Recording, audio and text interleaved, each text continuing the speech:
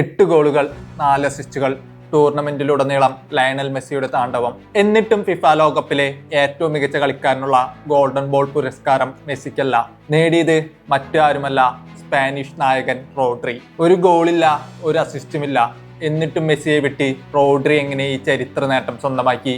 കായിക ലോകത്തെ ഞെട്ടിച്ച ആ സത്യത്തിന് പിന്നിലെ കാരണം നമുക്ക് നോക്കാം.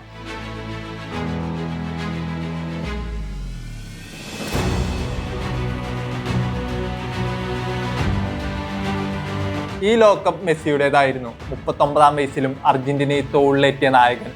2014-ലും 2022-ലും ഗോൾഡൻ ബോൾ മുത്തമിട്ട മെസ്സി കരിയറിലെ 3ാമത്തെ ഗോൾഡൻ ബോളിലേക്ക് നടന്നെടുക്കുകയായിരുന്നു. റൗണ്ട് ഓഫ് 60-ൽ ഈജിപ്തിനെ തച്ചു തകർത്തു.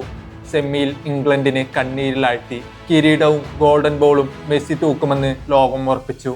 എന്നാൽ ഫൈനലിൽ കാര്യങ്ങൾ മാറി മറിഞ്ഞു. ഗോളും അസിസ്റ്റും നോക്കുന്നവർക്ക് റോഡ്രിയുടെ കളി മനസ്സിലായി എന്ന് വരില്ല.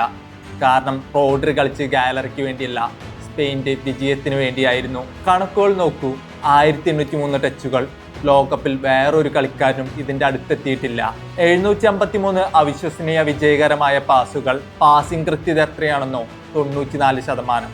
അർജന്റീനയ്ക്കെതിരായ ഫൈനൽ പോരാട്ടത്തിൽ മെസ്സിയെ പൂട്ടിയതും റോഡ്രി ആയിരുന്നു. ആദ്യ പകുതിയിൽ മെസ്സിക്ക് തൊടാനായത് വെറും 15 ടച്ചുകൾ മാത്രം.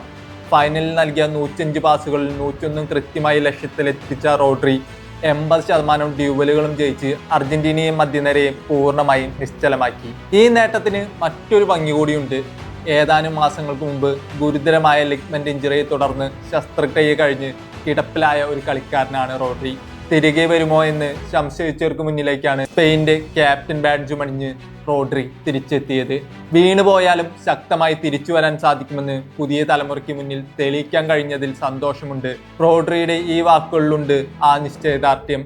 39-ാം വയസ്സിൽ തന്റെ അവസാന ലോകകപ്പ് കളിച്ച ലയണൽ മെസ്സിക്ക് ഫൈനലിലെ തോൽവിയും ഗോൾഡൻ ബോൾ നഷ്ടവും വലിയ നിരാശയായി. എന്നാൽ ഗോൾ അടിക്കുന്നവർ മാത്രമല്ല, കളി നിയന്ത്രിക്കുന്ന എഞ്ചിനുകളും ഫുട്ബോളിലെ റിയൽ ഹീറോകളാണെന്ന് റോഡ്രി തെളിയിച്ചു.